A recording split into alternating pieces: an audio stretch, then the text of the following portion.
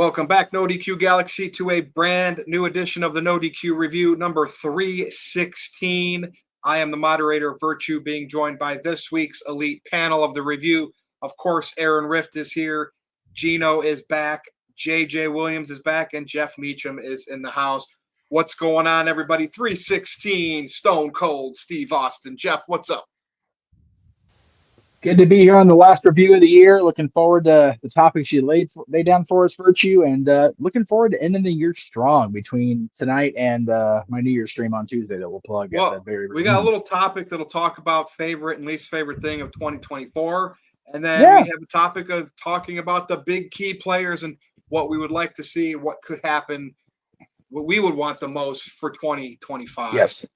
And it's the perfect time to do this on the heels of New Year's. All right, JJ, what's going on? Not a whole lot, Virtue. How's it going this evening? Good to be here. Good, Looking forward to chatting about these topics, engaging in some wrestling talk with my fellow panelists. It's what we do here on the NoDQ Review. Again, 316 episodes strong. I didn't think we'd get this far. And we've had a little bit of uptick recently. We're going to continue to still do them Tuesday nights, by the way, just so you know. We're doing it tonight because of New Year's Eve and everything. But I think it's January 7th, the day after Netflix on Raw. We're going to be back Tuesday night at 7 p.m. Eastern. And we're going to stick with that for a while, even though it's past football season soon. I kind of like the way things are going Tuesday nights. Gino, what's going on? Not too much. Just like Jeff and I'm sure JJ, I'm really excited to talk these topics that you've come up with. So let's get it. Stay tuned. All right, Aaron, what's up?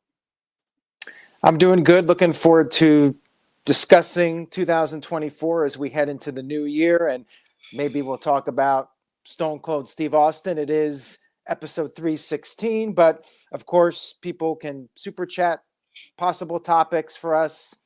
We'll see if Psycho Jet Black makes an appearance tonight. Feel free to super chat us a question, anything you want us to discuss. Otherwise, Virtue has his set topics that he had planned out for us. So we will get right to those now as we get started with the final NoDQ review of 2024. Hard to believe that we've been going this long since 2018, the beginning of 2018. It's been quite a ride, and we still got more to go. So Virtue, let's get it started. Topic number one. What was your favorite and least favorite thing in pro wrestling for 2024? Now, I normally kind of wait till the panel goes. I'm just going to get mine off my chest. So first of all, my least favorite thing, it's still Cody becoming champion at WrestleMania. Now, I knew it was going to happen. I knew he was going to finish his story. I was kind of hoping it would have got bumped out to SummerSlam. I wasn't a fan how they had him win the Rumble, then Rock came in and challenged Reigns. They could have done that a little bit better. However, with all that said, my favorite thing of 2024 was Dwayne Johnson saying, or should I sit at the head of the table, and everything that's transpired since. And even though we have not got Rock and Roman, I'm actually okay because I want Rock and Cody. So I will be devastated if Rock does not come back and do anything for WrestleMania, which we will talk about in our main event and our outlook for 2025. So Cody beating Reigns, ending that historic streak, obviously my least favorite. I just wanted it to go just a little bit longer. You know what I mean, brother? And of course, but Rock coming back and being involved, period, was my favorite thing in wrestling for 2025. And of course, I can say maybe that'll be for 2026 too. We will see. Jeff Meacham, or wait, 2025, I'm getting ahead of myself. Jeff Meacham, go ahead. We're talking this year, 2024, your favorite and least favorite. So I think my favorite is just the whole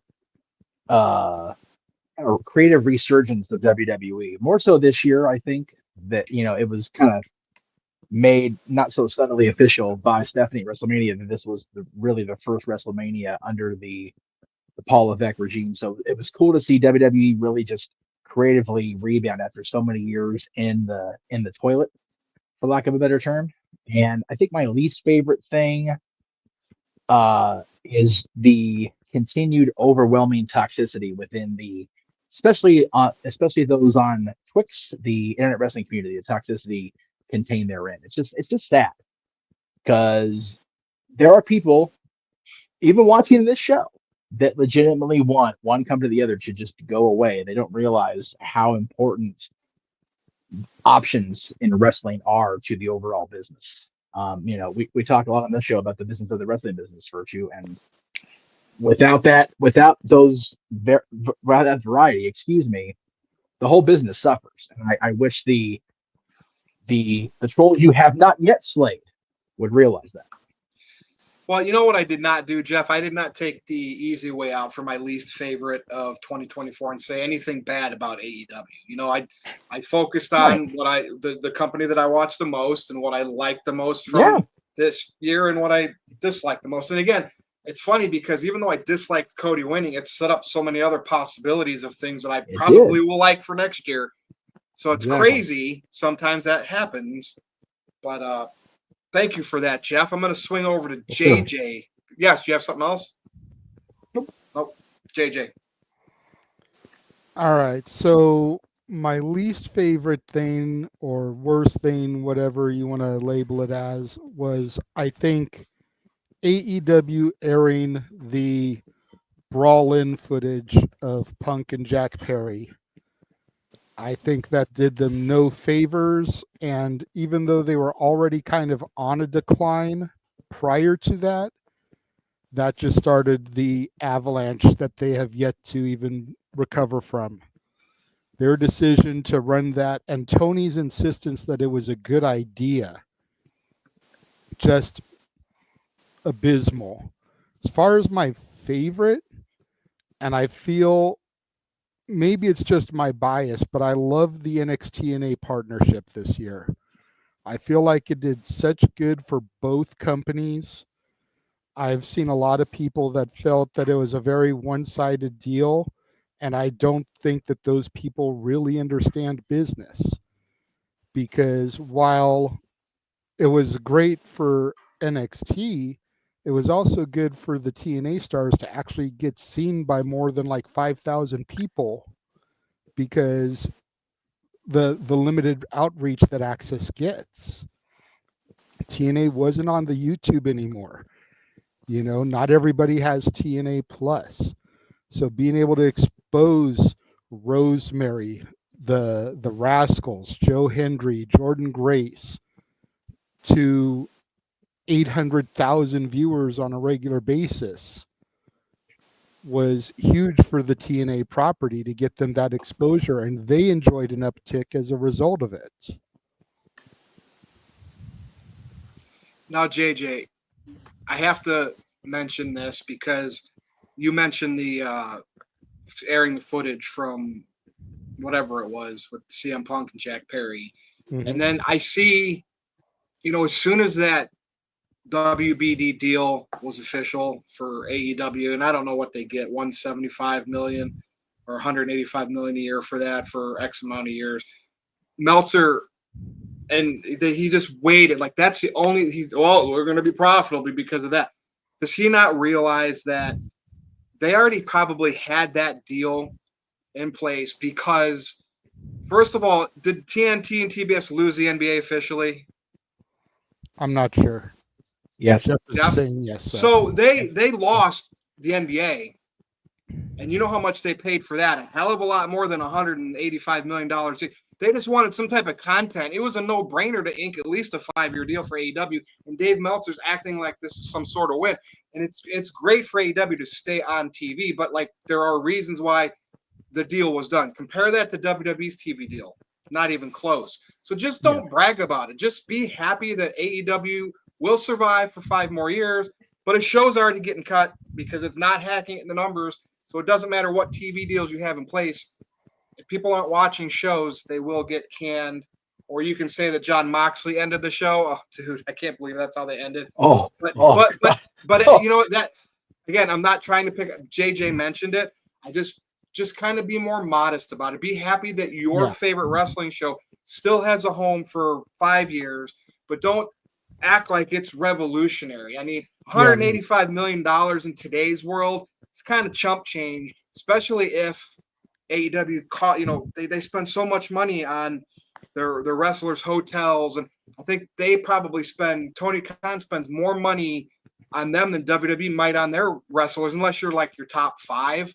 And so there's a lot of expenses going in there. Yeah. And usually you make up for that with loaded arenas, with, more people buying AEW. I don't see any AEW merch out in the wild. I don't even see any WWE that often. But if I do see wrestling merch in the wild, it's Cena, it's usually your top WWE guys. But since you pointed that out, definitely did them no favors, JJ.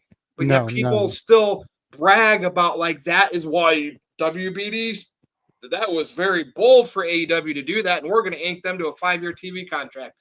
Blows my mind the narratives that people spin. Just be happy your wrestling show has a home for 5 years, and who cares about what they're making and what they're not making.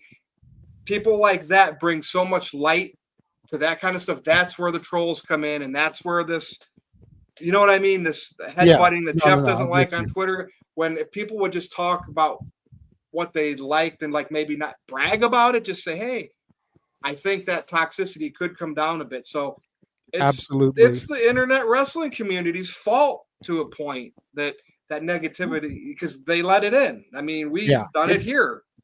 But anyway, anything else you want to add, JJ? No, not to continue as a negative Nelly, but to just counterpoint you. The fact that Fox is pushing away from the Shockwave deal shows everything you need to know about their television being profitable. I don't think that ever was a thing. That's bullshit. I don't think it was either. I don't think it was ever set, but I think it was a little bit more heavily considered than it's being now. Yeah, I mean, if that was a thing, peanuts compared to what they paid for WWE, and it would have been buried on like FS1. It would have not. It would have not been on Fox. Like Fox at 3 in the morning, maybe. But anyway, like when ECW was on TV. 2 in the morning. Yeah. All right, I'm gonna pass over. Are you good, JJ? I'm good, bro. Gino. Great points you guys were all making. So I found it difficult to kind of narrow it down to just one, but I'm gonna do it here for you guys. So I'm gonna start off with my least favorite thing about 2024, and it's gonna become as a surprise to some people because I was actually at this event, and this event plus the fallout from it kind of I still leaves a sour taste in my mouth. So I was at the Royal Rumble this past year. That was on the tail end of or not the tail end, but of the start of the McMahon controversies, which kind of rippled effect into Brock not being able to appear at the Rumble, and then Cody wins, and then they got a pivot. So all the things kind of associated with that. Then once they started getting cooking, it was better. But it feels like Triple H has a tough time booking Royal Rumbles to be as exciting as they used to be. Now I'm really hopeful for this upcoming one. So I was gonna say, of all the things that I could have picked, that the Royal Rumble and the precursor to that and the immediate aftermath were kind of not my favorite things of the year. Now, on the flip side of that, the best thing that I saw this year, or that I kind of really keep coming back to, also kind of has ripple effects, and that would be the Backlash crowd and how intensely involved and entertaining they made that card, which going into it, we all kind of didn't really think that it was the most exciting card. And that kind of set the precedent for crowds moving forward. Now we got Randy Orton's theme song being sung. Now we have these things, and international crowds are now having to kind of live up to that France crowd. And I believe now more than ever, because of that, we might be able to see even bigger events take place overseas. So I'm going to say the best thing, or my favorite thing about this year, was the kind of the crowd at Backlash and what they were able to kind of set the precedent for moving forward. And then my least favorite would have been the sour grapes I had in my mouth after and surrounding the Royal Rumble. You know what? I want to ask you, based on that, what would have been a nice ending or Royal Rumble for you to make you not feel that way? This past last year, or like this year's back in January. Sure. So, and I'm not blind to the fact that my expectations definitely got in the way of my enjoyment of the show, but I definitely expected some more surprise entrants, more legends. There really wasn't that many, and I understand that the roster is pretty big. The lack of kind of quality recognizable theme music also kind of took away from that. And Liv coming out at 30 and the women's side of things. I don't know. There was a lot of things that it's not even like I had a problem with Cody winning, but not seeing Brock, not having any other legends. That it was in the Tampa area. Like my expectations were most of these guys live around here. Like we should get something more than just kind of the roster.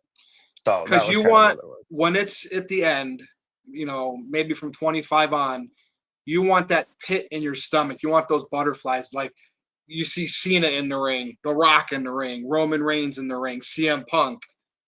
That they haven't had a Royal Rumble like that for a long time, where that end is like super powerful. And as we talk about it later, Royal Rumble 2025, they have a chance to have something like that. So I'm glad you brought that up. All right, you good, Gino? Yes, sir. All right. Aaron and Gino, when you were talking, I said, oh, God, if anybody could hear it, that's because I saw Psycho Jet Black has entered the chat. All right, Aaron. Yes, Psycho Jet Black sent in a $2 super chat, asks me, where is my winter beard? Aren't I cold? Well, it is cold in Michigan, but it's actually decent for Michigan standards, at least. It's like in the 40s here. It's raining.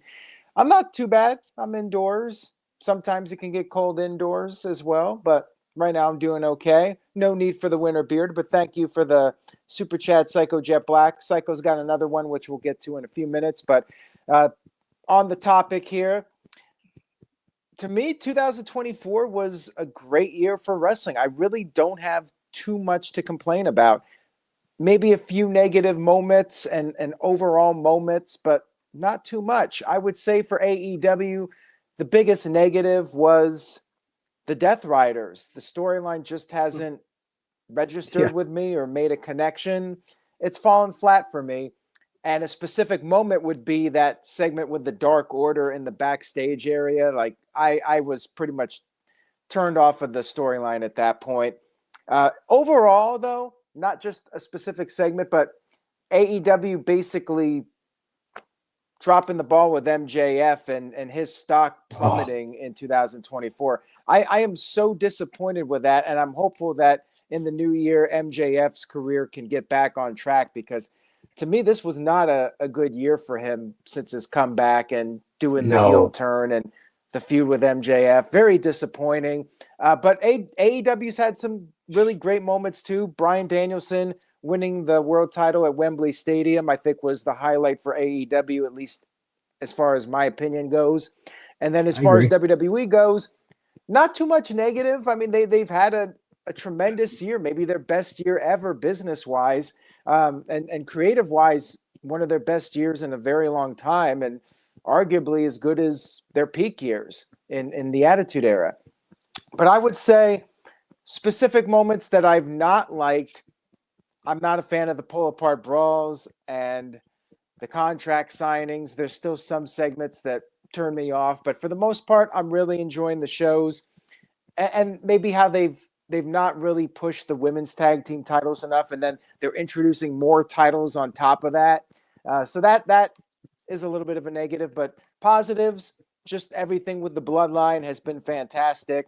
If I had to pick a specific moment, it would be The Rock busting open Cody Rhodes in the parking lot on that episode of Raw. To me, that was the moment of the year.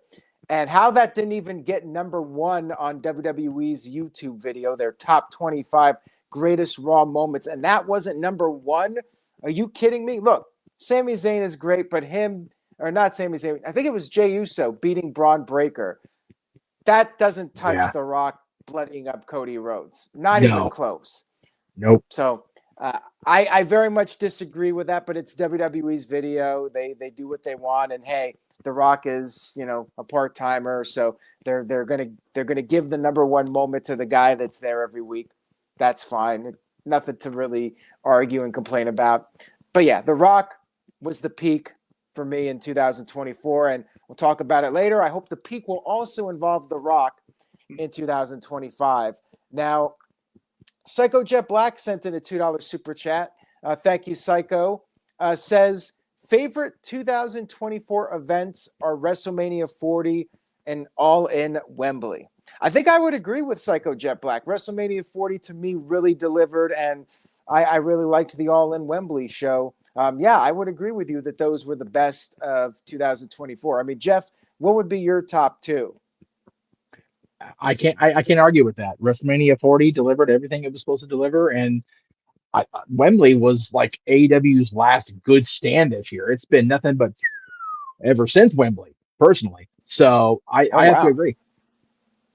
Anybody else have a different standout premium live event? I mean, I think one of you brought up the crowds. Maybe somebody in the chat room did. You know, just the international vibe of some of these shows. Yeah. You know, that's a big positive. And I want to see more of that. I want to see more of these international shows. AEW too, because I'm not the biggest fan of the 4-hour pay-per-views, but when they do them internationally, like it's easier to deal with. Like All In at 1 o'clock, it's a lot easier to handle the long shows. So I love the international shows, and I like that WWE's doing the 6 p.m. start times now for some of their pay-per-views. I want to see more of that. I'm a big fan of that. I know some people don't like it, but me personally, it's much easier to watch and enjoy the shows earlier in the day. Now we do have another super chat here from Psycho Jet Black. Says, how involved was Vince McMahon in the WrestleMania 40 plans? I don't think he was involved at all. I think he was well out of the creative process by that point. And certainly by the time The Rock got involved, you know, all that stuff went down with Vince, and he was completely out of the company. So I really don't think Vince had any involvement whatsoever in the WrestleMania 40 plans. And, you know, he really hasn't had too much. You know, there was the talk that maybe he changed some things in the middle of 2023, but I mean, you could tell what was Triple H and what was Vince. And I really don't think there was too much since really when Vince left. I know people were saying he was back, and there were a few moments that seemed like Vince was involved, but yeah, not too much. I don't think Vince really had any involvement in it whatsoever. So thank you for that, Psycho Jet Black. We got a couple more here. We got one from Building Nexus. Building Nexus sent in $2. Thank you for that. It says, who checked on Drew McIntyre? What is that? Maybe that's what Vince did. Probably maybe that's what Vince did, since he was the chosen boy. Oh yeah, that was a great segment. Hey, that was another top moment of 2024 when CM Punk tried to get Drew McIntyre to say Vince McMahon's name on live television. Funny. That was funny. Paragon of virtue three-way lines. promo. Yeah, that segment was absolute gold. Like that period, that build up for WrestleMania was excellent, and WrestleMania also delivered too. So yeah, a lot of great moments in 2024. Thank you, Building Nexus. And Walter sent in a $2 super chat. Thank you, Walter. Mr. Reliable says, I loved everything Jada and Lola, JJ knows, and NXT&A. You agree with that, JJ? Yeah, he's referring to Jada Parker and Lola Vice. Yeah, they had a great rivalry this year. Yeah, we know that Walter really likes Lola Vice. Here you go, Walter. Evening. Make sure you guys follow Walter Cruz over on his social media outlets. Hey, Aaron, that is not a cheap plug. You need to put a NoDQ beach ball in that photo. Yeah, there you go. beachball.com. Oh my God! There you go. I forgot about the damn beach balls. I forgot that now. Yeah. When we get off the air, I'll have it by Tuesday. 2025, we got to make NoDQ beach balls great again. That's going to be we do. My plan. Seriously, I still got mine. It's not currently inflated, but I still have it. That's just tremendous. All right, so Virtue, we're caught up. All right, this is the little transitional segment, ones that Tito is not a fan of. I don't see him in the chat tonight, but he always says, stop talking about AEW and move back to WWE. Well, I'm going to give AEW a short little platform here. Obviously, they had Worlds End over the weekend. I didn't watch it, but I do know Omega came back and Adam Copeland Edge came back. So, how will they or can they benefit AEW heading into 2025? Obviously, Adam Copeland had the broken leg he returned from, and Omega had the diverticulitis and the stomach issues. And I think he did wrestle in Japan already, I'm pretty sure. But nonetheless, he's back in AEW. Gentlemen, let's talk about that for just a little bit. JJ, I'll start with you. Well, Kenny hasn't wrestled in Japan yet. That match is hasn't either happened? January 4th or 5th. Noah would be the guy to check on that one. But I don't think they're going to be able to do anything, Virtue. I think it's just too little, too late. Omega being there, yeah, he's going to give Meltzer some more 27-star matches, but aside from that, he's not going to do jack for the ratings.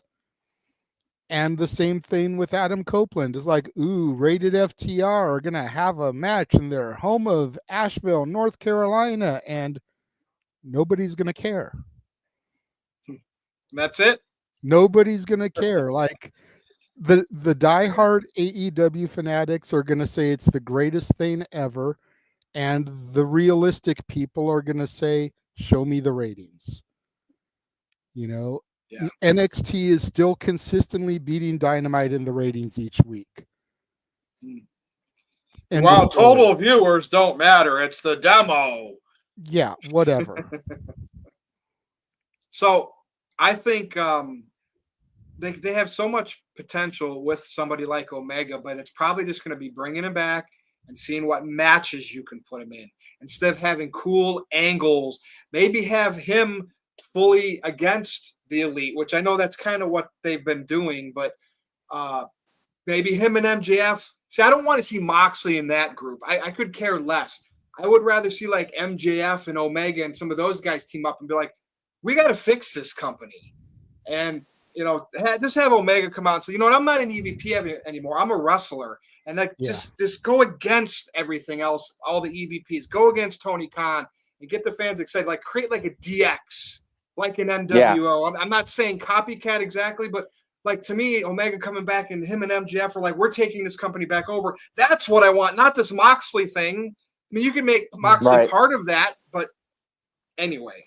I posed to the guys last night that you need to have the locker room stand up to the Death Riders, and then the last piece of the puzzle is the music hits, and here comes Omega and the Bucks to be that final piece to vanquish the Death Riders and take the company back to what its original mission statement was supposed to be. You had me with Omega coming, but with I can care less about the Bucks too, Virtue. But you know, now that they're off television, they're going to come back and be baby faces. But that's last check, right? Omega came back on TV several months ago, and there was kind of an angle where he was like they were against him, right? Something happened like that. Like that's what I want to. I want Omega to be against his buddies.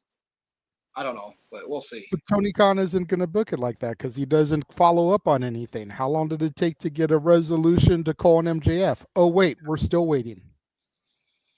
All right. Thank you, JJ. All right, Gino.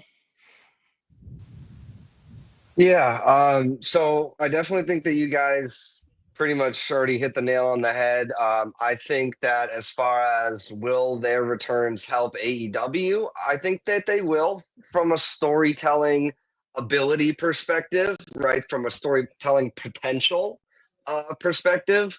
But for the new audience ratings and things like that, I don't think it's going to move the needle for people who already weren't watching. I mean, if you have never watched AEW, are you going to tune in this Wednesday? No. Maybe if you fell off a little bit and these guys come back, maybe you go check out what they have to offer Wednesday.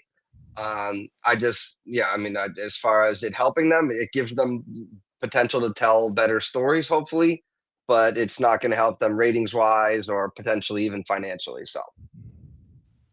All right. Easy peasy, right? Keep it simple. Mm-hmm. Thanks, Gino. All right, Jeff. Yeah, I tend to agree. I don't think either of those entities are going to be a ratings solution. There may be a little bit better creative written, especially with Kenny. But you know, I I don't think that Adam Copeland being paired with FTR is going to be the the the end game they want to seek. I just again for me, I'm so no pun intended on multiple fronts. I'm so jaded with AEW's output. I need something really spectacular to draw me back in. And I said it last night. World's End was the perfect opportunity to literally have Moxley and the Death Riders do something different and really have us see where they're going. There was nothing of storyline substance about any part of last night's show. So I have zero interest. I am going to get completely stupid drunk on my New Year's show and then sleep all day Wednesday and miss that damn show altogether. I'm just going to miss Dynamite. I don't even care. I don't. Wow. Wow, well, you heard it there from Jeff. All right. We'll wake up in time to watch Aaron's recap. I mean, it's pretty like simple. Possibly.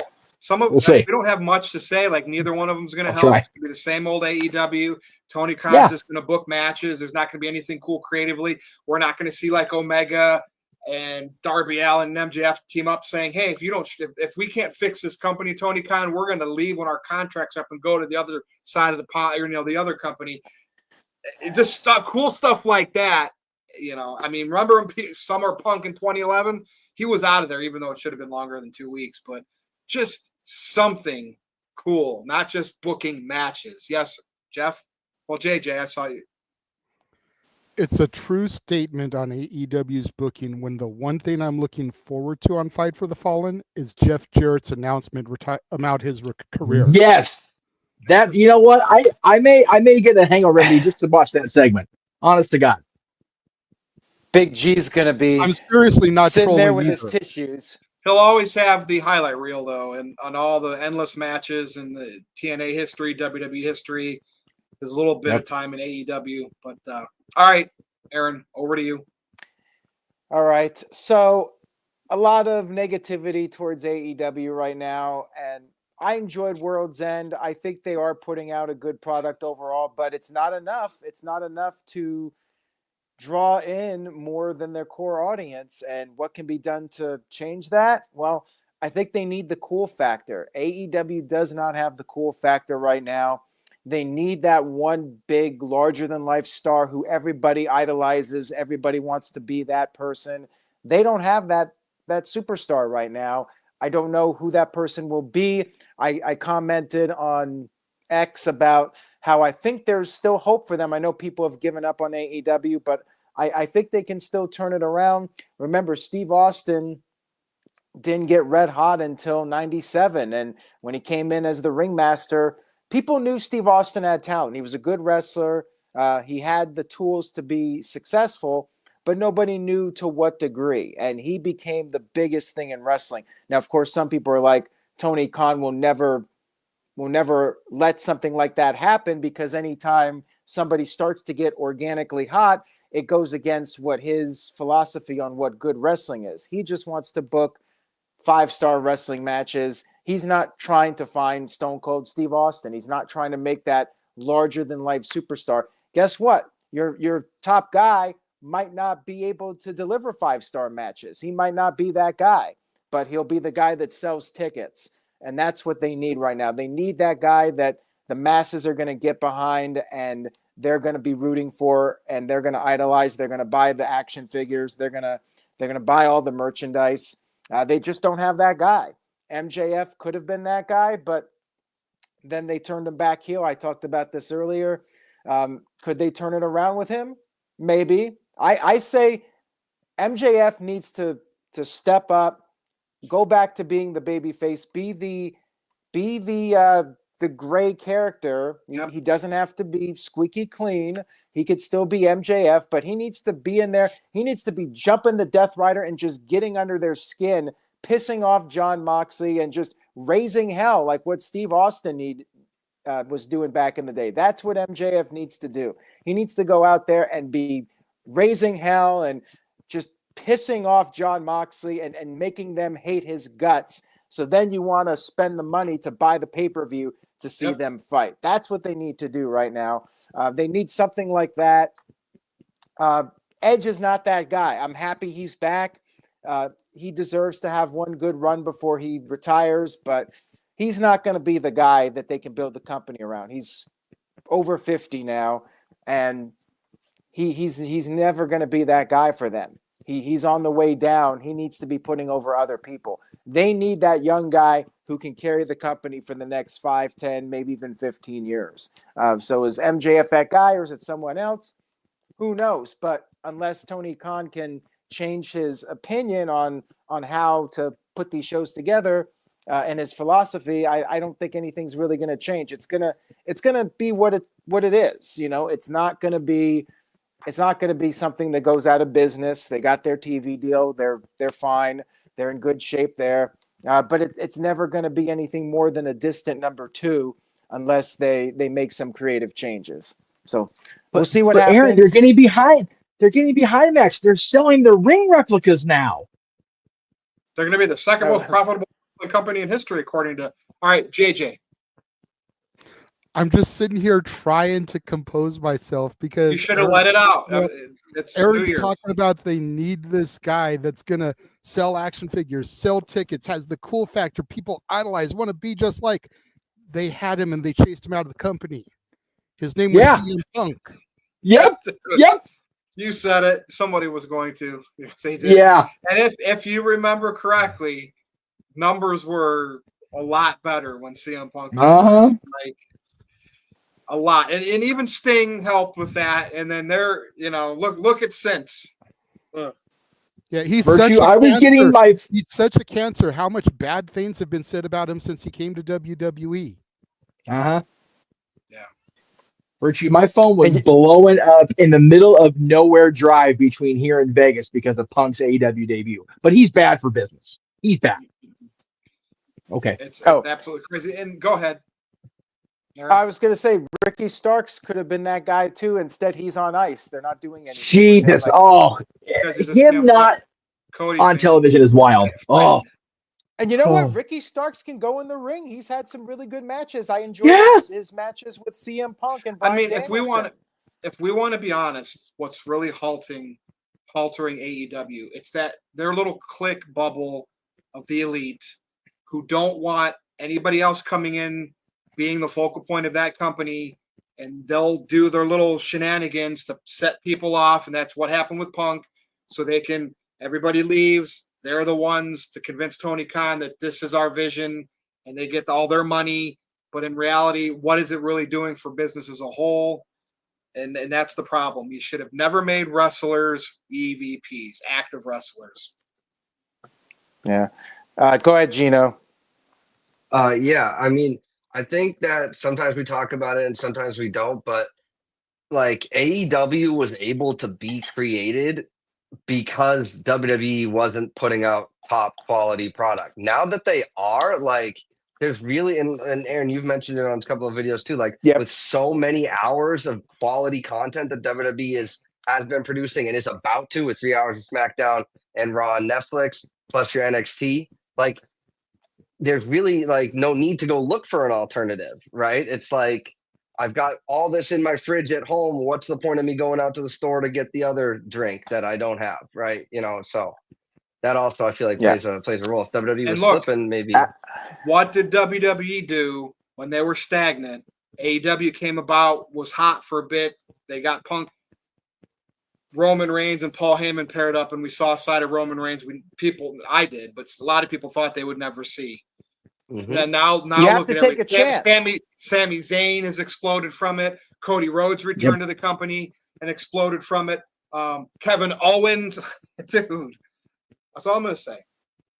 I mean, the internet is giving you your solution. For all the years people were hating on Roman Reigns, we all said, turn the guy heel. And they turned him heel, and business boomed after that. We're all saying, Tony Khan, hire some new people to run creative for your weekly television. That will make a difference. We're all saying it. Listen to your audience. Listen to the people that want to see AEW grow. I mean, you're just listening to the people that want the 5-star matches, but that's going to limit your potential. Now, Aaron, do the super chats because it's main event time. We talked about AEW quite a bit. Let's get it. We always get emotional and vocal about AEW because we want to see it get better. We want to Mhm. see them up at WWE's level and be able to Well, be somebody could put AEW into this main Mhm. event because it's a general topic about next year. So yeah. we caught up on the Now Super Chats? Tiger sent in this super chat, so thank you, Tiger, for the super chat. And I know Jeff has a response here, so I'll throw it over to him in a second. As AEW, why not downsize? Why grow? Be like 90s ECW. I mean, that's what they're doing right now. They are downsizing. They're running smaller venues. They're starting to do places like Hammerstein Ballroom, which is fine. You know, it's a Yeah, nice that's- vibe.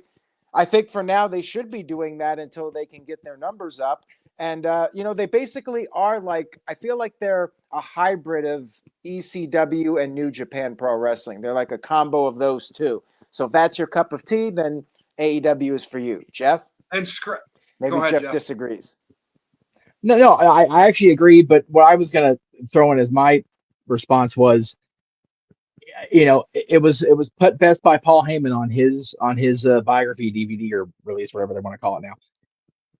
When ECW was going to be brought back as a digital product owned by Shane McMahon, a niche audience, a little bit of viewership, get a little buzz going, it would have been perfect.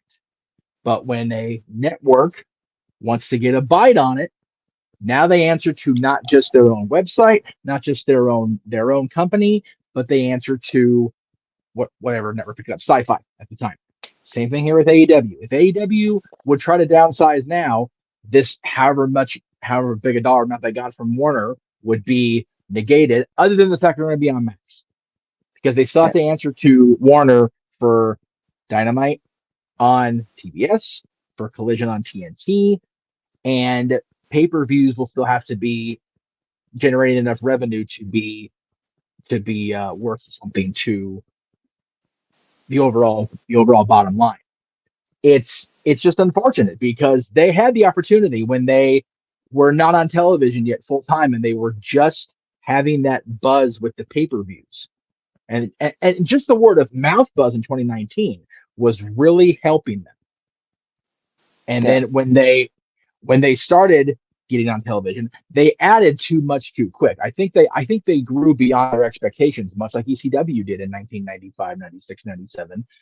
And then when they got on TNN, they were just so out of their prime, and TNN obviously wanted nothing to do with them except to make them be the tester for WWE. That Tony and AEW are now too big to be small, too small to be big, like Paul said about ECW. They're in that hole that they've dug themselves where they can't really downsize without affecting the bottom line significantly. And But then they have what Ring of they're Honor. bringing in is They have Ring of Honor, which waters everything down because it's like mixed in with AEW. It's not like they treated it like WWE treats NXT. And it's like it's way too much, too many titles, two sets of every title. It is so again, not Ring of Honor. WWE has that with their two brands, and NXT, but like I don't think Tony Khan did it the right way with Ring of Honor. It just there's no separation other than what's Ring of Honor. What are these other titles that are ROH and not AEW? Yeah, I got a great segment lined up for Tuesday. Go ahead. No, I'm sorry. I keep talking over you. That's my bad. This is your show. One of my segments on Tuesday is going to talk about the titles and how there's so many in this. It could be booked so much better and so much easier to develop the stories behind the titles and behind the stories that are going into title matches. But I've said it for years on this show and on my own stuff. It's easy to book. It's just not easy to finance. It's really what it is. And he has the library for Ring of Honor. He should scrap Ring of Honor and have one show a year. Bingo. AEW Ring of Honor. Pay-per-view. Yes. Make money off of it. Simple, easy peasy. You keep it alive at least annually that way. Like a Survivor Series or something like that. I like it. I don't know. Whatever. I think that's a great idea. That's what I would have done. Yeah, just I don't know. I mean, he paid for it, so he's got the library, and you can put that. I don't know what's going to be on Max and what's not, but like make it feel special. Like have one pay-per-view call. You can even say it's AEW's Ring of Honor. Like I don't know, but Aaron, whose turn is it next? Is everybody one on this? Oh no, we're doing super chats. Yeah, we got another super chat here. Chuck West we got to go to the main event in there that we're all pro WWE. Well, yeah, we're pro WWE, and we're proud of it. pro all promotions. We like when promotions produce compelling television, and guess what? We weren't always pro WWE when they put out bad television. We called them out on it. We called out the bad creative to the point where people were saying, I'm just constantly negative. Why do you keep watching it? I had the Road Dog say, just enjoy wrestling. Don't watch it if you don't like it. I got that comment so much 2016 through 2021. There was a period of time I was pro WWF, pro ECW, and pro WCW. Then I was pro WWE and TNA and the early TNA. Like, there were times I was pro both wrestling companies or multiple wrestling companies. So it's not just about only liking WWE. If it's good, I'll watch it. You can be pro WWE without being anti-AEW. So. Yeah, which is bullshit. I guarantee you Chuck West was not a NoDQ fan in 2002. Because there are reasons why Aaron and myself and our co-host back then can't even walk into the office in Connecticut. Like, we're not even allowed in the building. Well, I feel like this is the only video that Chuck West has watched, and Chuck West is probably not coming back. But, I mean, to anybody that's new watching this, go back and watch the old videos, and you'll know that we were very critical of WWE for many years. And guess what? They turned things around. They put out a better product for fans. Yep. Mm-hmm. And the guy we were harping on the most was in his reign of terror when we started doing these shows 22 years ago. And he's matured. Why can't the audience, by God? Anyway. JJ. We are not pro WWE. We are honest wrestling fans. Yeah. Whoa. If we like something, we'd say it. If we don't like something, we say it. It doesn't matter what company it is. I even put in the comments that I've heard crickets since then. I'm willing to have a debate. Bring back the NoDQ debate. I'm willing to debate him. Chuck West is gone. But that's what like seriously, what makes it even harder for me to enjoy AEW, or even if I like things in it, I'm not as vocal about it because I don't like how smarmy their community is. Like Dave Meltzer. Like some of the people that even work for them with their podcasts, like Aubrey and Will Washington, they're just so smarmy. Like, we don't want that. Like, if you work for the company, I don't want to hear what you have to say about what happens backstage. Shut up and just do your job on TV and let fans do that. And that stuff, and then everything that happened with Punk and the Young Bucks and Adam Payne, like, we know all of that stuff. It just makes it hard to enjoy. It's just it's that certain group of I don't know that like those wrestlers from Southern California and their super followers. Anyway, Aaron. All right. Well, we got another super chat here. Oh, well, Chuck claims he's been watching for a long time when we were beefing. All right, he's got proof. Well, I appreciate you tuning in, Chuck, and you know we've been critical of WWE. So yeah. I was like, what if you've been watching since he and I were beefing, which was over 10 years ago, what is that comment then? What the actual hell? Because you know it's bullshit, How many Chuck. times you know did it's bullshit. I put out a T-shirt with a yawning emoji from Monday Night Raw. TJS always comments on that shirt. Oh my goodness. Dude, there was a period of time I was like always pissed, Cena, and then Punk happened. Like, so you go through those times and you endure them, but then they pull you back in because they get it. They figure, we got to kind of mix it up because we're seeing a lot of people hating John Cena. I walked away from watching wrestling for almost a decade because of WWE booking. Yeah. But we're pro WWE. Okay. Yeah, okay. We want AEW to get hot. We want to see the arms full. We want to see more fans of wrestling. We want the community to grow and the fan base to grow. That's what we want. Yeah. We want a more compelling show. You know, the wrestling is great. That's the best thing AEW has going for them. They have a great wrestling roster, and Tony Khan knows how to book great pay-per-views. We give him that. Yes. All right, let's get these super chats cut up. We're going on speed round here. 90-minute show tonight, folks.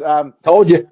This guy Experience sent in a $2 super chat. Thank you. This guy says, who can Tony Khan headhunt to turn AEW around? Oh, you want to comment on this one? Roman Reigns. Yeah. Somebody that's not employed with WWE. I'm not joking. You need the top guys. Listen, Oh.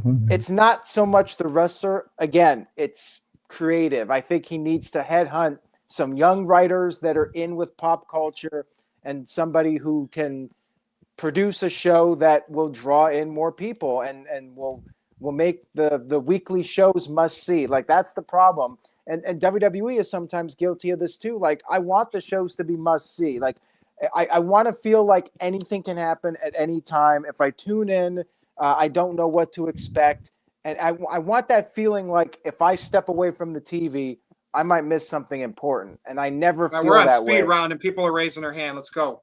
Yeah, Jeff. I just want to say, everybody in the chat saying Scott D'Amore. Scott D'Amore's got a great real estate business. He's got his own company. He wants nothing to do with AEW. I guarantee that. That's WWE, AEW, they're all competing for my viewership. I'm a viewer. I'm a fan.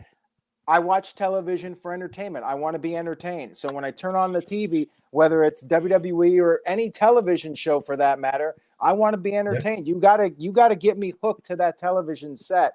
And I think they need to change their creative process because they got the wrestling down. That's not their problem. So I think Tony Khan needs to change things up creatively, and I'll keep saying it. All right, that was happens. $1.99 super chat. Let's go. All right, thank you, this guy. And Psycho Jet Black says, what are your most improved wrestlers of 2024? Can I say Logan Paul? I mean, he's been pretty good since the beginning, but I mean, he's always been putting out solid work. Dominic Mysterio, I would say. All right, JJ and then Gino. Nia Jax. Yep. That's exactly what I was going to say. That's what I was going to say. Yep. She needs work on her chair shots, though. Yeah. Well.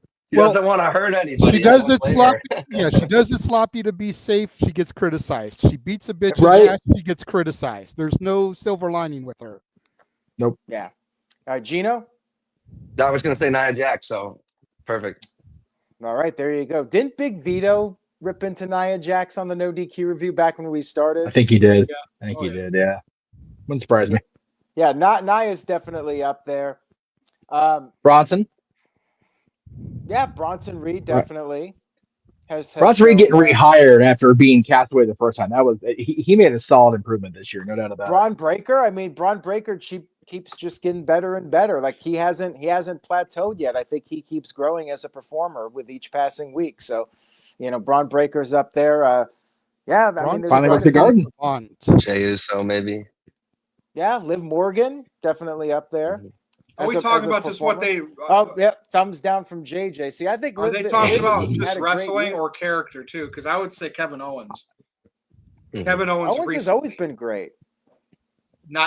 He's never done what he's done the last few months with Cody, where you're doing fan footage and showing up at media events and breaking the fourth wall a little CM Punk stuff. Aaron, I said at the start of the year that I was still not sold on Kevin, even then watching main event. Kevin Owens impressed me this year. I'm a Kevin Owens fan again. It's been a long time, but I'm a Kevin fan. Because remember what I said before, when Owens would just face Roman Reigns and you knew he was going to lose, it wasn't interesting. He's not beating Cody for the title, but damn, these are interesting segments. This was all building up to something. Like, you know what I mean? Hogan and Owens. Owens is like the crutch to the next big feud for Cody. Kevin is taking the real world champion thing that Punk did and just making it work at the Winged Eagle. It's good shit. I hate to use the Vinceism, but it's great, I think. All right, JJ, we got to hurry up. I want to echo Bropio's comment in the chat room. Jack Perry, his reemergence after the thing with CM Punk last year, like I've enjoyed this evolution of his character. The Jungle Boy is definitely no more. I liked where it was going. I'm seriously not trolling. I saw your face, Aaron. Like, I actually liked where things were going with Jack until it got halted again. If Jack Perry never appears on TV, I will not miss him one bit. Same. I will not have any thoughts about him being gone. If he's done, like, he's irrelevant to me at this point. But hey, He grew a beard, so that's something. We'll give him credit. That's for that. right. He grew a beard and spray painted or burned the TNT title, whatever the hell he did with it. So there you go. All I saw right. that Punk. But, you know. We're caught up, Virtue. So Good. let's transition now to the main event, the final topic, maybe, of the No DQ review in 2024. All right, These this is buttons. it. What thing or things in wrestling are you most hyped for in 2025, going into 2025? Me, it's absolutely Raw, January 6th on Netflix, because so many big matches, so many potential things. And that whole month of January, there's a Saturday night main event, the Royal Rumble. We're going to have a ladder match with Owens and Cody.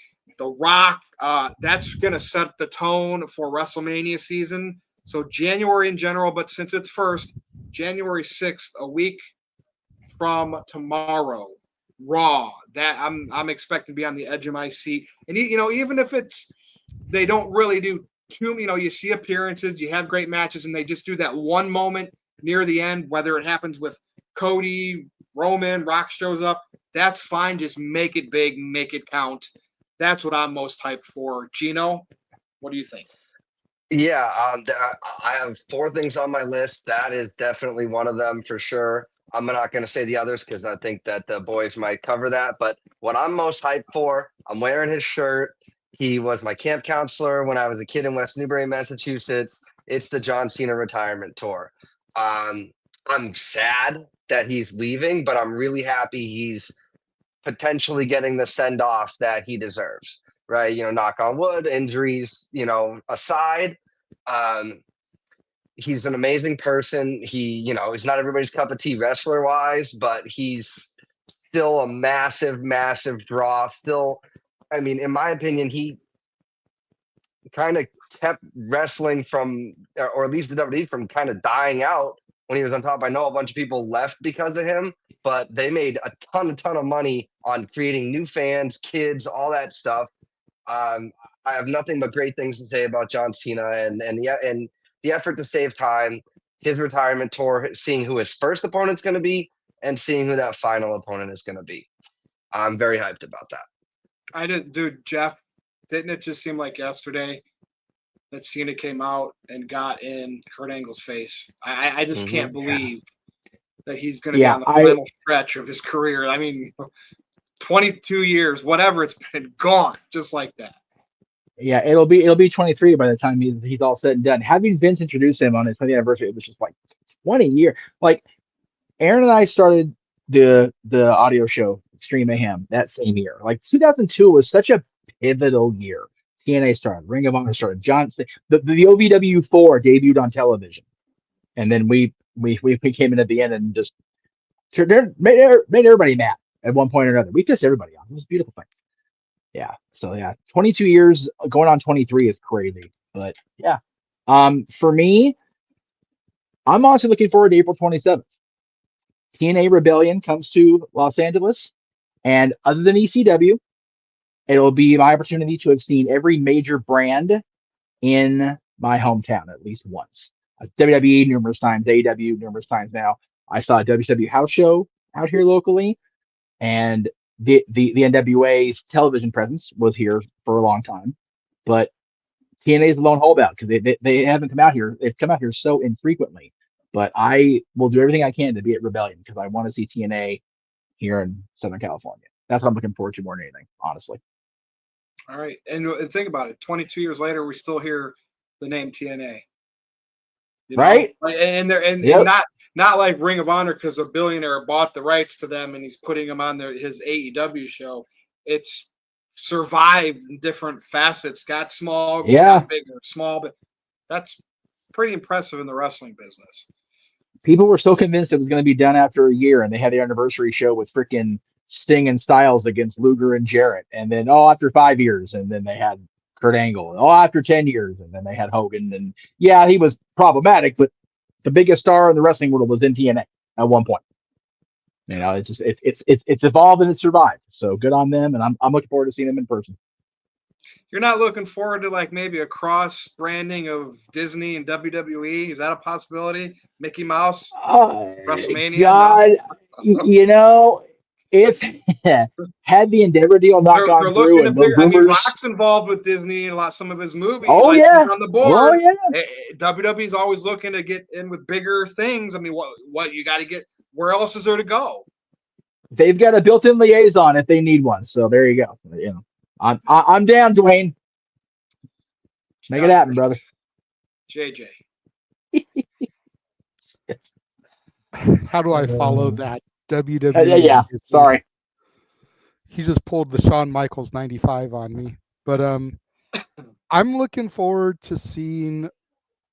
Honestly, the Royal Rumble is always my favorite show of the year. And there's so much top tier talent in the company right now that the fact that you can't easily predict who's going to win, I think has me super hyped for it. And then where NXT is going to go this year. I've become a huge fan of NXT since I got back into watching things, and that was during the less popular 2.0 era. And I've been sticking with it. I've been watching it. I've been impressed as they've grown, and even ended up getting Noah back as a fan. You know, when a couple years ago, that was never going to happen.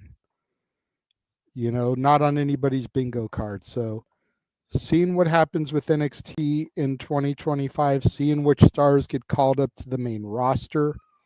There's a great crop of talent ready to go down there, I think, and seeing what happens at the Rumble.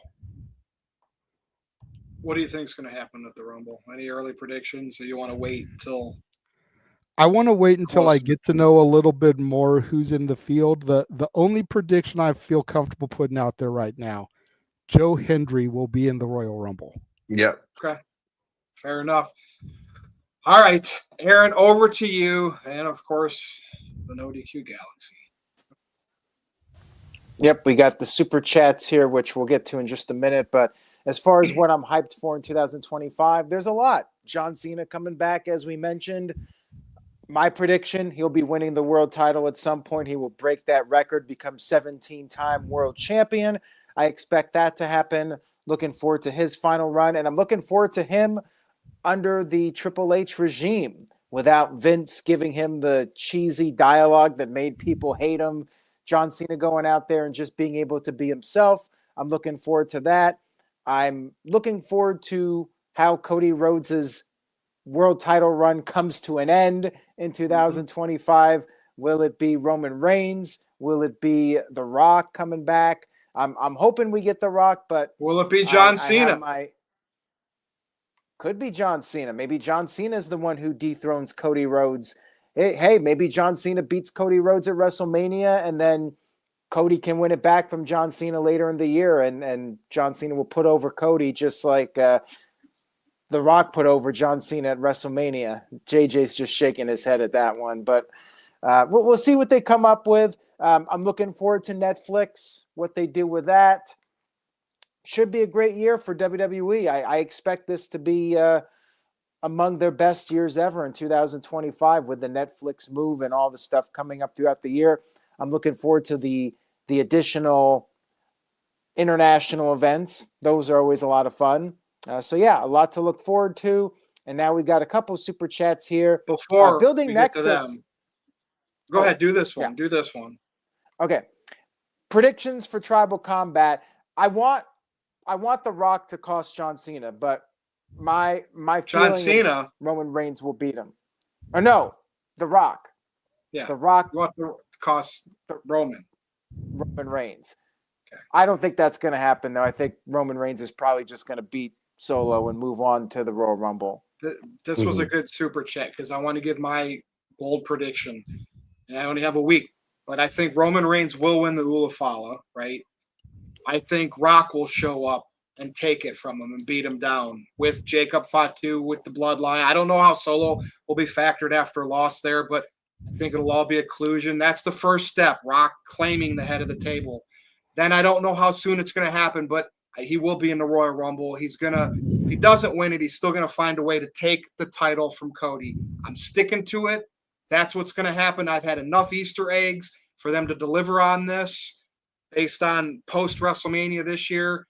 That's how it's all going to happen. And then after all that's done and The Rock has the Ulafala and the WWE title, enter Roman Reigns and then the proper build for the biggest match of all time. Then we know what that's going to be. I don't know when, But that's my bold prediction. I mean, I'd like to see it happen. Gino, what do you think is going to happen with Tribal Combat?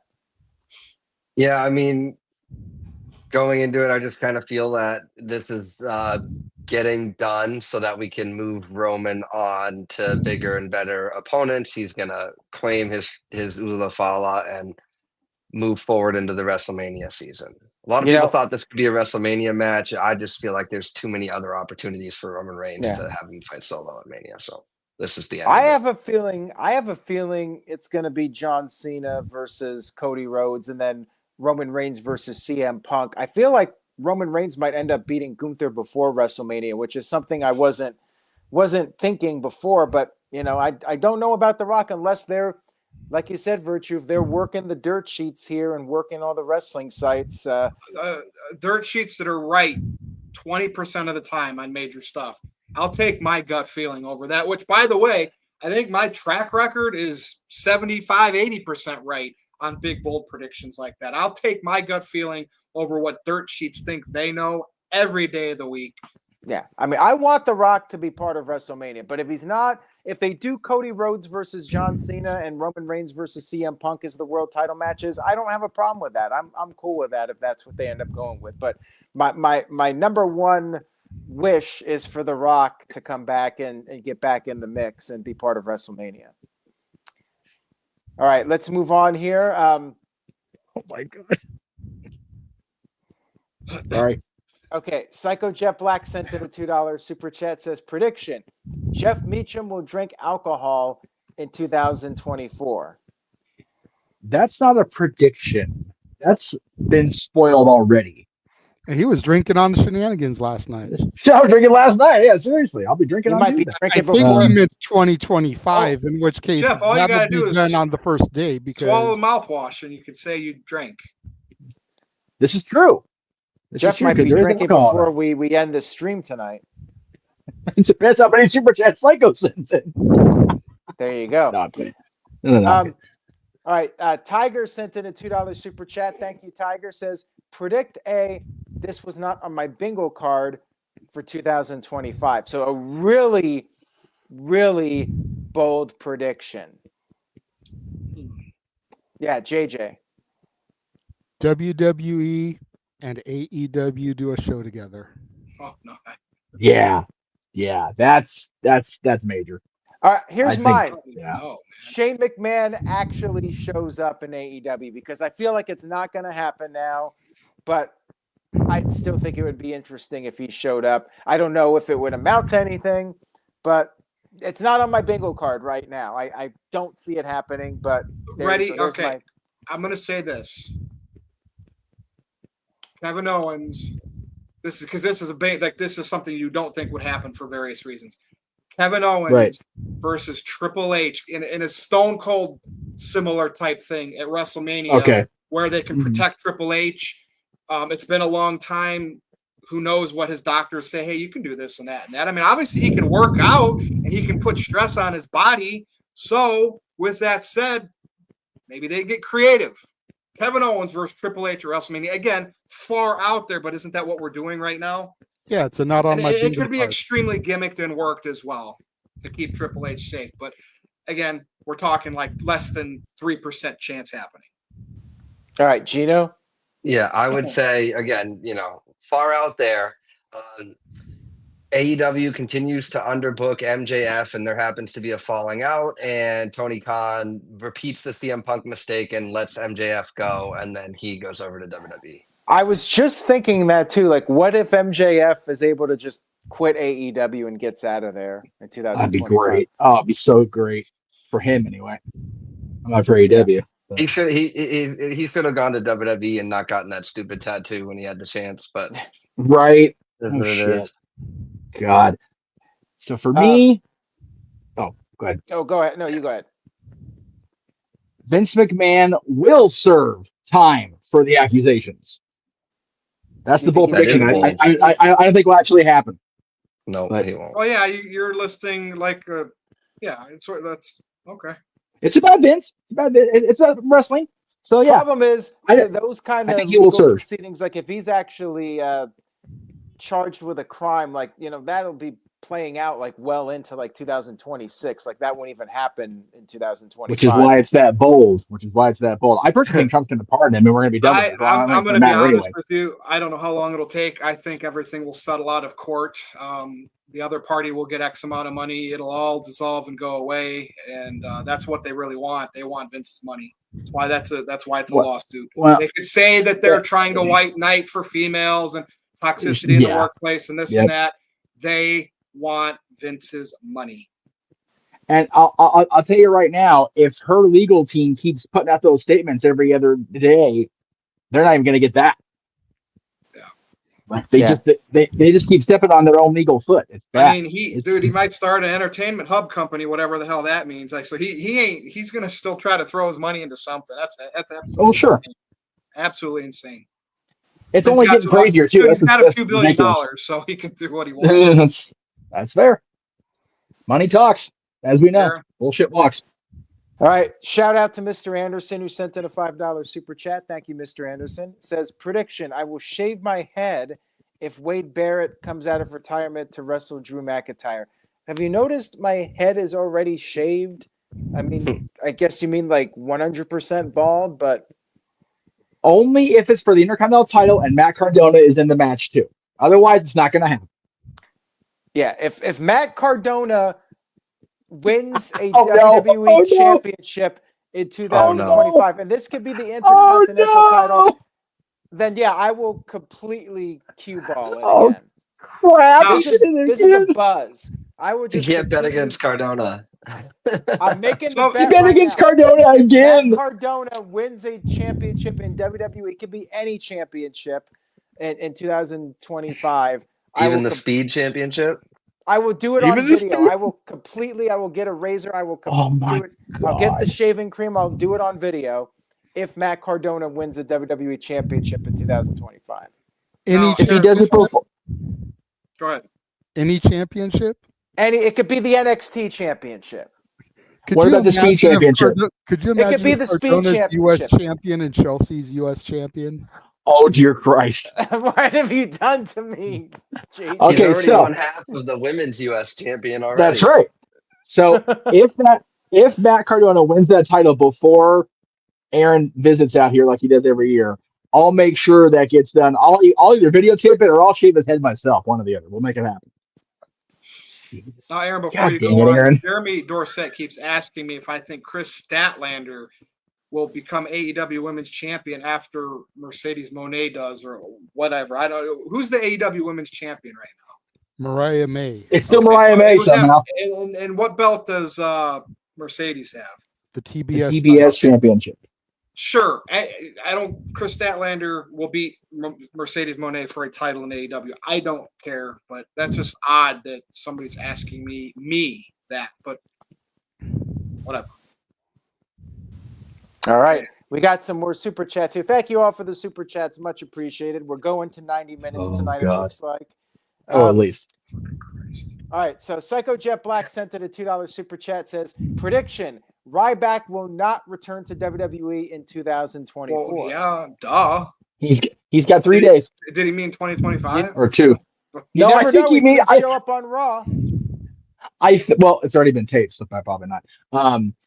I think for the one about me and Ryback, I think he meant 2024 by design. I think. Could be next. Yeah. You never know. Ryback could show up on Raw. Anything's possible.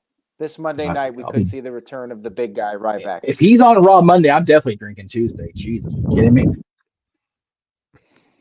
I mean, I might have to. I might have to on Raw Monday. I may have to drink. Is Raw live tomorrow? Yeah, me too.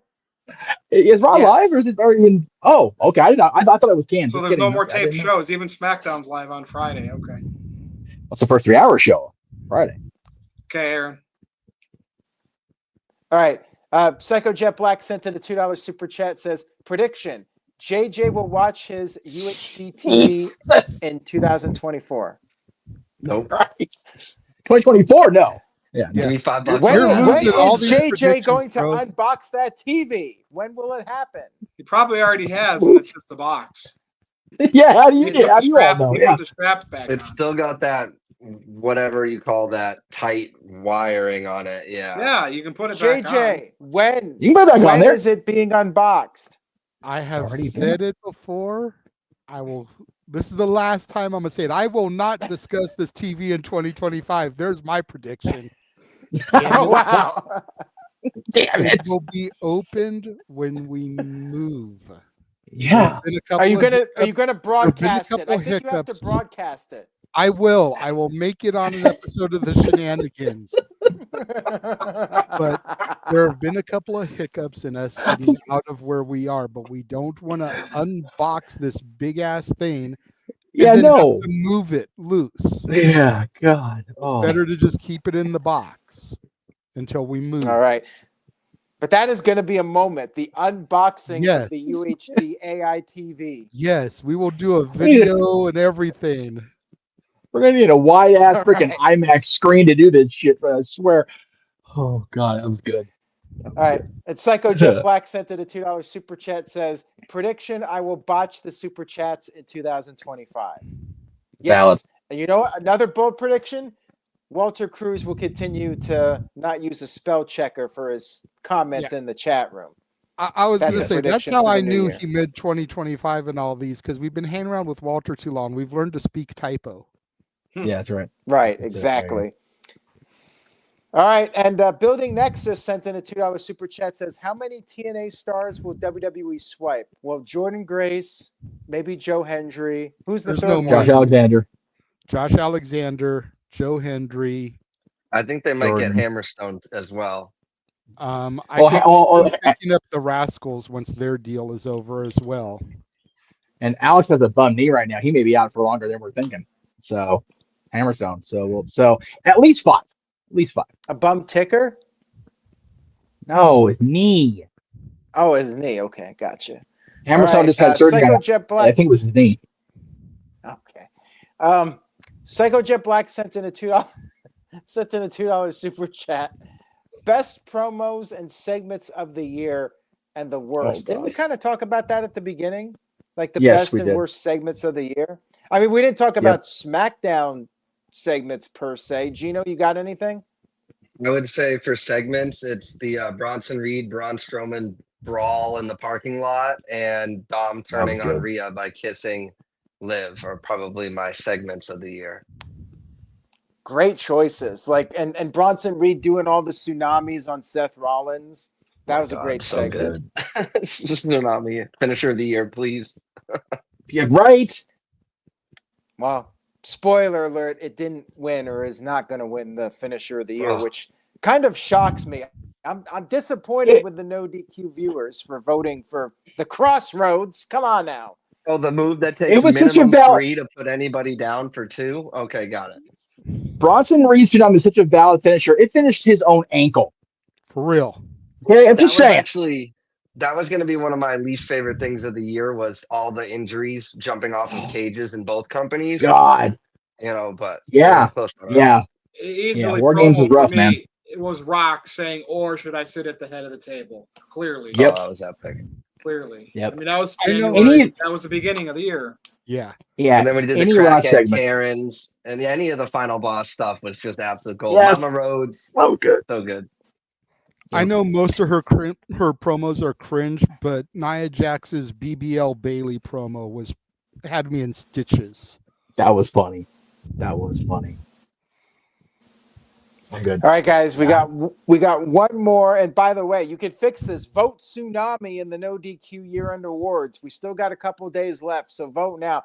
I can't believe that the Crossroads. I mean, some of the results I'm very surprised by, and I'm quite frankly a little disappointed with some of you out there for your picks. Probably That's a right. lot of La Greca marks are watching NoDQ, or he's having people come and spam the awards so Cody wins more stuff. Yeah, they're hitting 3 votes on 3 Crossroads. That's what it takes to get the Crossroads over. The Crossroads got is a- about as effective he's as on the Canadian Sirius. Destroyer. He's on Sirius. Like he's got a big following. So Yeah, No, you you're- might you're be probably right on right. that. Yeah. All right, Yeah. we Well, got Psycho Jet Black here with one more super chat, and then we'll do our plugs. Final one of the year. Psycho says, Yes, final one of the year, maybe. Says, seriously, I appreciate No DQ for your commentary. Been watching since 2008 and has helped me get my mind off of personal stuff. Can't wait for 2025.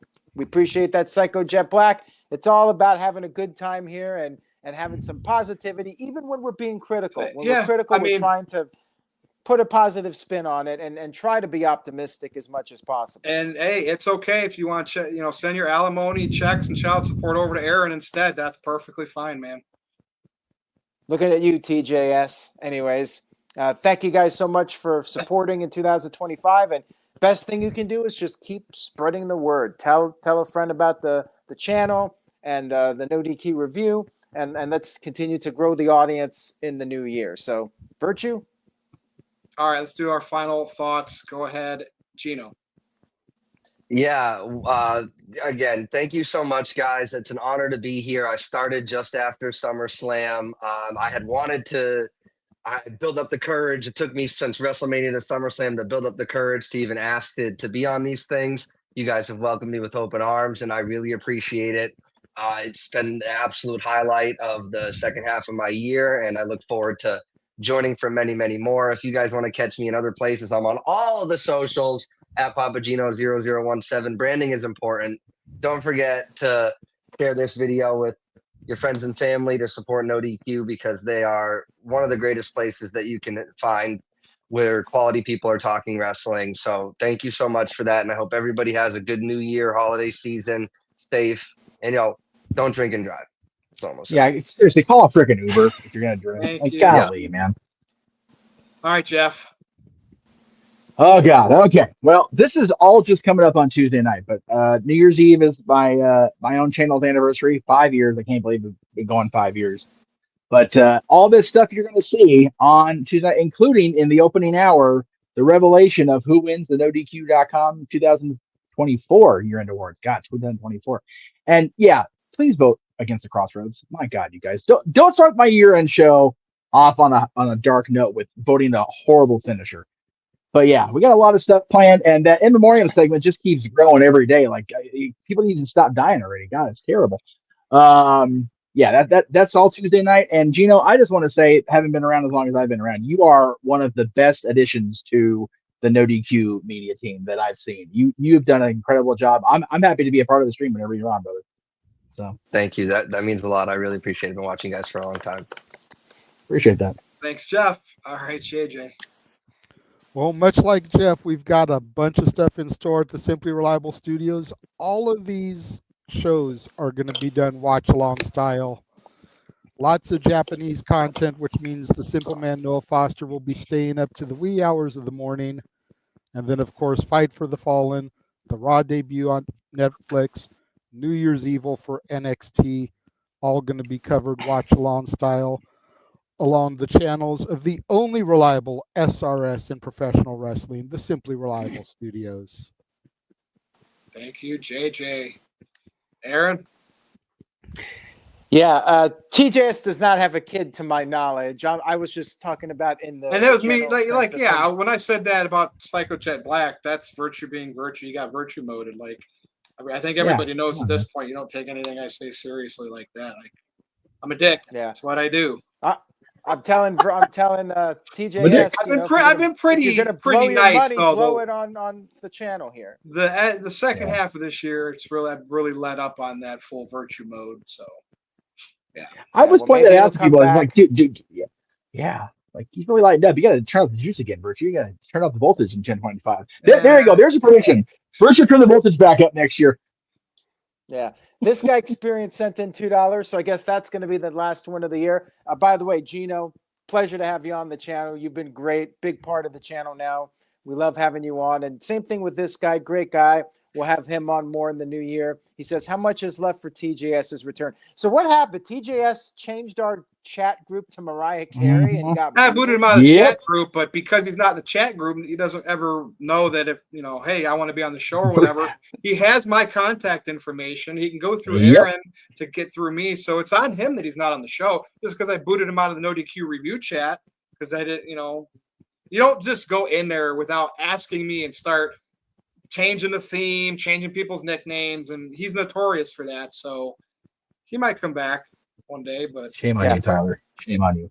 And hoping to get Matthew and Steve-O on, two more great guys, and we love Yes. having them on as well. And everybody, I mean, Colin Andrews here as well, another great guy. I mean, we have so many awesome people that have been part of the channel. So I just want to thank all of them. Can't really mention everybody because there's so many. Noah Foster, the Simple Man, and if I don't mention somebody, you know how that goes. Just anybody who's in the No DQ group, you know who you are.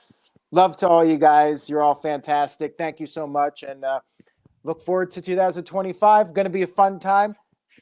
January 7th, next No DQ review. We'll be recapping, talking about the fallout from the Netflix debut of Monday Night Raw. That will be a fun show. That will be 7 p.m. So back in our Tuesday night time slot, 7 p.m., 4 p.m. Pacific, and vote. I'm going to tell you what to vote for. Vote Raw for weekly show of the year, not SmackDown. And I'm tired Vote of this NXT. tie. So, well, vote NXT TNA if you want Impact. to, but we need this tie broken. So I need more votes from you guys. I need you to go to nodq.com/awards and specifically go to that weekly show of the year and cast your vote and break the tie. You guys, I'm going live at 11 Eastern, p.m. Eastern, Tuesday night. You've got until a couple hours before that. Aaron already said we're counting them up. So you guys are on the clock now. Make that shit happen. All right. And Psycho Jet Black with Damn the it. real final super chat. Prediction: I will continue to run No DQ in 2025. Hey, unless Elon Musk decides he wants to get in wrestling. Well, though that might not come true. I could think Caitlyn could take that role over behind the scenes, like in a Stephanie Ooh, McMahon role. That's true. Maybe Yeah, she already has been. I mean, Big Vito makes the accusations. So that would, there you go. I'm not so sure about that one now. Yeah, but Elon Musk, if by any chance you're watching and you want to get into wrestling and buy No DQ, hit me up, man. I'll take some of your money. On that note, I can ask Elon on Tuesday when he's on the year-end show. There you go. I'll ask him. All right. Follow me if you dare on x.com at NoDQ_virtue, where we can still slay the trolls. You can either be a troll and get slain, or you can help me slay them together. Go to NoDQ.com/merch and check out all the great NoDQ merch over there. And just NoDQ.com in general. But that is it for 2024. I am the moderator, Virtue. That is Aaron. That is Gino. That is Jeff Meacham and JJ. And for the whole NoDQ crew and galaxy, like Big G, Walter, Mr. Tito, Colin the Cleaver, Andrew, and the whole crew. If I missed you, you're included under the whole crew. Stay tuned for Tuesday night, January 7th, after the Netflix on Raw at 7 p.m. Eastern, because it's going to be a fun one. Everybody, good night and happy New Year.